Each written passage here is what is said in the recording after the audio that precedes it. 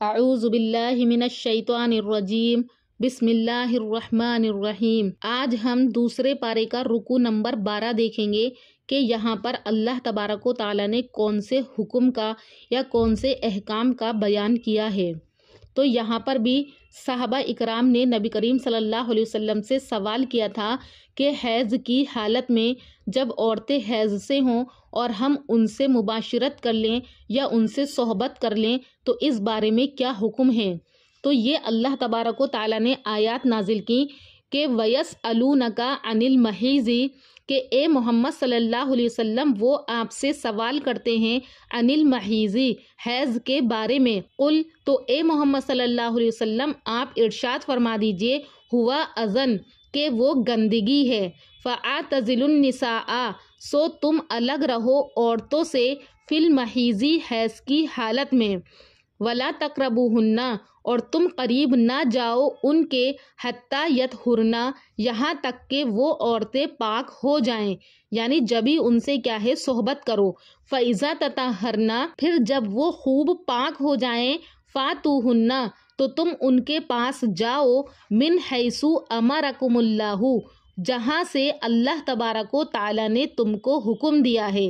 یعنی ان کے آگے کے راستے سے تم ان سے صحبت کرو۔ ان اللہ یحب التوابین بے شک اللہ تبارک و تعالیٰ پسند کرتا ہے توبہ کرنے والے لوگوں کو، یعنی اگر تم نے حیض کی حالت میں اپنی عورت سے صحبت کر بھی لی اور اگر تم نے اتفاقاً یا بے احتیاطی سے حالت حیض میں اپنی بیوی سے صحبت کر لی اور پھر اس پر اللہ تبارک و تعالیٰ سے توبہ بھی کر لی تو اللہ تعالیٰ کا ارشاد ہے کہ ان اللہ یحب التوابین کہ بے شک اللہ تبارک و تعالیٰ پسند فرماتا ہے توبہ کرنے والے لوگوں کو، ویحب المتطہرین اور پسند آتے ہیں یا اللہ پسند کرتا ہے المتطہرین گندگی سے بچنے والے لوگوں کو، پاک صاف لوگوں کو اللہ تبارک و تعالیٰ کیا ہے پسند فرماتا ہے۔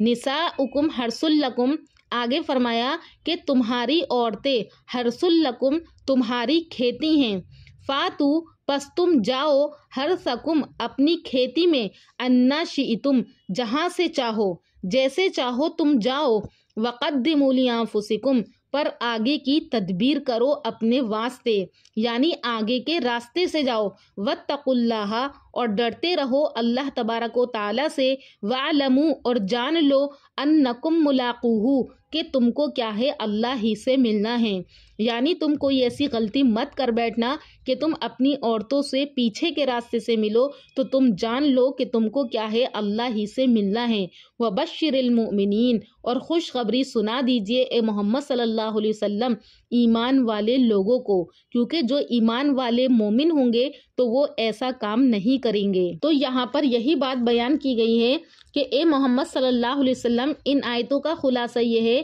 کہ محمد صلی اللہ علیہ وسلم لوگ آپ سے حیض کی حالت میں صحبت کرنے کا حکم پوچھتے ہیں تو آپ کہہ دیجئے کہ وہ گندگی کی چیز ہے، حالت حیض میں عورتوں کے ساتھ صحبت کرنے سے علیحدہ رہا کرو اور اس حالت میں ان کے قریب مت جایا کرو جب تک کہ وہ حیض سے پاک نہ ہو جائیں۔ پھر جب عورتیں اچھی طرح سے پاک ہو جائیں، نہ پاکی کا شک و شبہ نہ رہے، تو پھر تم ان کے پاس جاؤ، ان سے صحبت کرو جس جگہ سے تم کو اللہ تعالیٰ نے اجازت دی ہے، یعنی آگے کے راستے سے، کیونکہ اللہ تعالیٰ محبت رکھتے ہیں توبہ کرنے والوں سے۔ اگر کوئی بھول کر اپنی بیوی سے صحبت کر لے حیض کے دنوں میں تو وہ اللہ سے معافی مانگ لے، کیونکہ اللہ تعالیٰ کیا ہے معاف کرنے والے غفور الرحیم ہیں۔ حالت حیض میں صحبت کرنے اور دوسرے کاموں سے بچنے کا یہاں پر کیا ہے حکم دیا گیا ہے، اور حالت پاکی میں صحبت کی اجازت دی گئی ہے، اور پھر اللہ تعالیٰ نے یہ قید لگا دی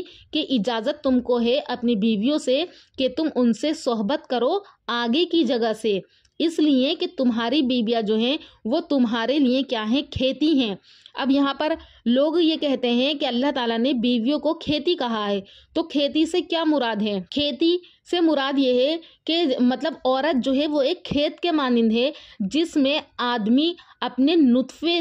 نطفے کو ڈالتا ہے اور پھر اب اس سے بیج بنتا ہے اور پھر اس سے بچہ کیا ہے پیداوار ہوتا ہے، بچے کی پیدائش ہوتی ہے، بچہ ماں کے رحم میں 9 مہینے تک پلتا بڑھتا ہے، یعنی عورت جو ہے وہ کھیت ہو گئی اور اس کے اندر بچے کی کھیتی ہوتی ہے، بچہ پلتا ہے بڑھتا ہے اور وہ بیج ڈالنے والا وہ عورت کا شوہر ہوتا ہے۔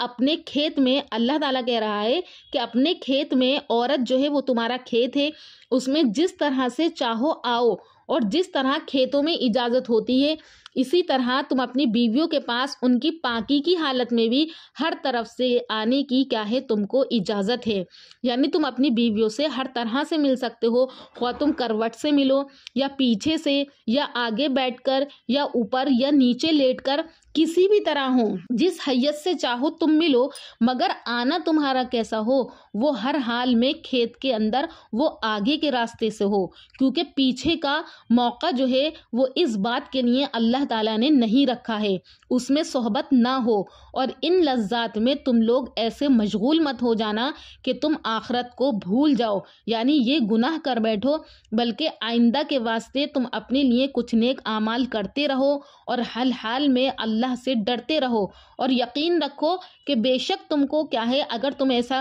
خراب کام کرو گے تو تم کو کیا ہے اللہ کے سامنے پیش ہونا ہے۔ اور اے محمد صلی اللہ علیہ وسلم ایسے ایمانداروں کو جو کہ نیک کام کرتے ہیں اور ہر حال میں اللہ سے ڈرتے ہیں اور اللہ کے سامنے جانے کا یقین رکھتے ہیں، تو ایسے لوگوں کو کیا ہے آپ خوشخبری سنا دیجئے کہ ان کو آخرت میں ہر طرح کی نعمتیں ملیں گی۔ جگہ جگہ اللہ تبارک و تعالی نبی کریم صلی اللہ علیہ وسلم کے ذریعے آپ کو اور مجھے یہ خوشخبری سنا رہا ہے کہ جو لوگ اللہ سے ڈرتے ہیں، اللہ پر یقین رکھتے ہیں، تو آپ ان کو کیا ہے آخرت کی اور آخرت کی نعمتوں کی خوشخبری سنا دیجئے۔ تو ان آیات سے ہمیں کیا سبق ملتا ہے؟ یہی کہ ہمیں کیا ہے ہر حال میں اللہ کی بتائی ہوئی حدود کو کیا ہے مد نظر رکھنا ہے، جیسا اللہ تعالیٰ نے اپنی بیویوں سے ملنے کا حکم دیا ہے ویسا ہمیں کیا ہے آدمیوں کو چاہیے کہ ویسے ہی اپنی بیویوں سے ملیں۔ اگر یہ مسئلے مسائل عورتوں کو سمجھ میں آتے ہیں